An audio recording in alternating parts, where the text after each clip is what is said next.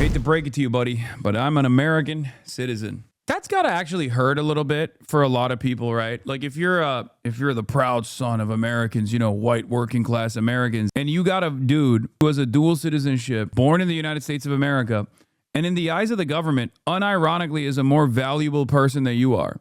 And this government would literally shoot you in the fucking face if it meant protecting people like me. Think about that a little bit. Perhaps getting more racist is not going to save you. Just saying. You will pet me, whether you like it or not. All right, we've seen all the highlights on this. Joining me now is Secretary of State Marco Rubio. Secretary Rubio, welcome back to Meet the Press. Thank you so much for being here. I want to start with this big picture question. Is the United States now at war with Venezuela? There's not a war. I mean, we are at war against drug trafficking organizations. It's not a war against Venezuela. We are enforcing American laws with regards to oil sanctions. We have sanctioned entities. We go to court. We get a warrant. We seize those boats with oil, and that will continue.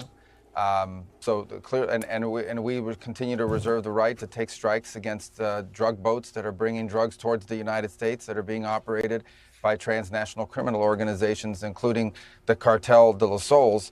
Of course, the leader of that cartel, is now in U.S. custody and facing U.S. justice in the Southern District of New York. Yeah, U.S. Justice. Nicolas Maduro. So we made a big progress in that regard. Mr. Secretary, who is in charge? Are you running Venezuela right now? Yeah, I mean, I keep people, fixating on that. Here's the bottom line on it is we expect to see changes in Venezuela. Changes of all kinds, long-term, short-term. We'd love to see all kinds of changes. But the most immediate changes are the ones that are in the national interest of the United States. That's why we're involved here, because of how it applies and has a direct impact on the United States. Okay, we are not going to be able to allow in our hemisphere a country that becomes a crossroads for the activities of all of our adversaries around the world. We just can't allow it. We can't have a country where the people in charge of its military and in charge of its police department are openly cooperating with drug trafficking organizations. We're not going to allow that. These things are direct threats to the United States.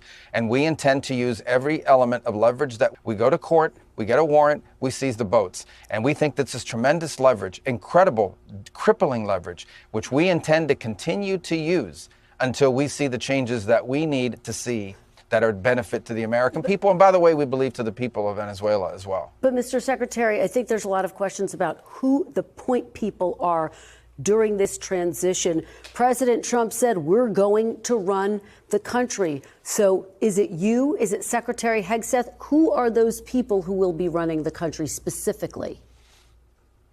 Well, it's not running, it's running policy. The policy with regards to this. We want Venezuela to move in a certain direction because not only do we think it's good for the people of Venezuela, it's in our national interest. It either touches on something that's a threat to our national security or touches on something that's either beneficial or harmful. And are you involved in that transition, so obviously Secretary? I'm very involved in this.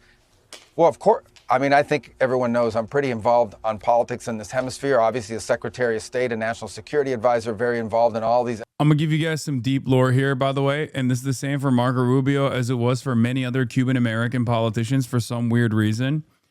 But so many Cuban-American politicians in the country will claim they hate fucking communism and Fidel Castro and stuff. They'll be like, oh, Fidel Castro like stole my parents' property and whatever.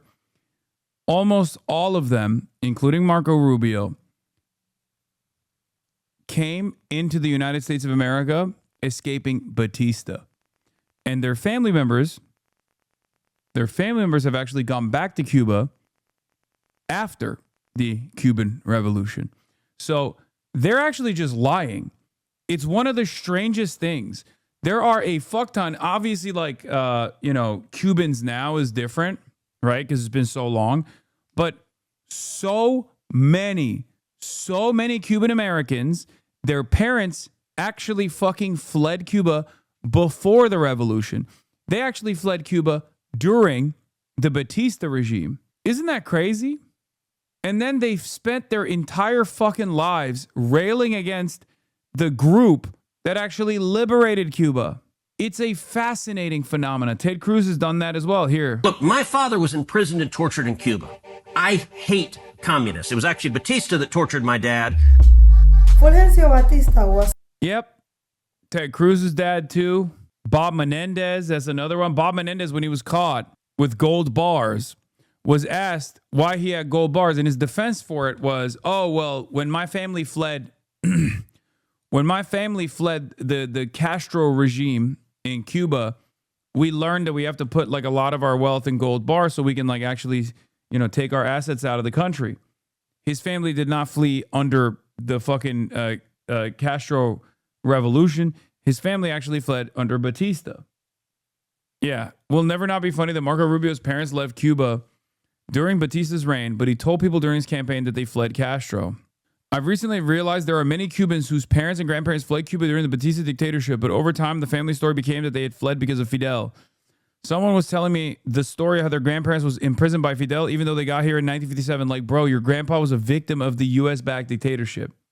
Isn't that wild that they just, like, the wild part is not that they're lying.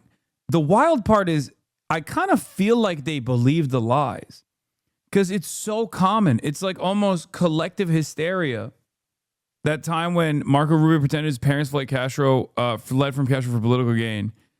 A day after Rubio had to amend his previous statement about leaving politics, it's worth remembering that Rubio has built a career proving that Floridians can't take him at his word. For years, Rubio peddled a theatrical version of his ancestry. In great detail, Rubio repeatedly said he was the son of exiles who escaped to America to flee communism following Castro's takeover. In fact, he specially wanted to distinguish between his family's experience and that of immigrants, stressing that the exile experience is different than the immigrant experience. Only problem, the story wasn't true. As the Washington Post revealed, Marco Rubio's family story embellishes facts. Instead of fleeing Cuba following Castro's takeover, his family immigrated to the U.S. on a commercial flight in 1956, well before Castro took Cuba, and returned back to visit several times. And immigration documents show they had always intended to stay in the U.S. permanently. When people found out he was apparently embellishing details of his personal origin story for political gain, they were understandably offended. According to Los Angeles Times editorial, Rubio felt that he had better chance of winning elections if he emphasized a narrative that portrayed him as the son of exiles, even though in reality, his story more closely mirrors that of other Latino immigrants who come to the United States in search of work. Heard USCIS is processing Hasan's paperwork. Homie might want to pack up a bug out bag to deport me where? New Jersey? To deport me back to the fucking wonderful state of New Jersey? Is that what's going on? That's a Roach Watcher? What? Is that the new meta? Hate to break it to you, buddy, but I'm an American citizen. So, sucks to suck for you. That's got to actually hurt a little bit for a lot of people, right? Like if you're the proud son of Americans, white working class Americans, and you got a dude who has a dual citizenship, born in the United States of America, and in the eyes of the government, unironically is a more valuable person than you are. Given the amount of taxes I pay yearly, the American government would literally kill you if it meant preserving someone like myself. How does that make you feel? That's got to really suck, right? Muslim.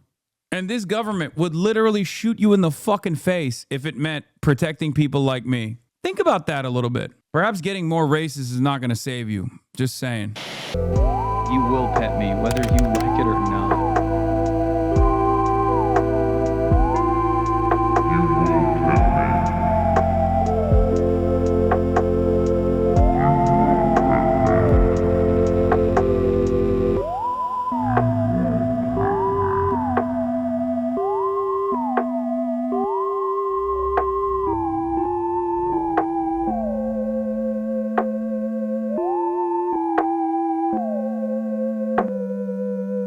You will pet me, whether you like it or not.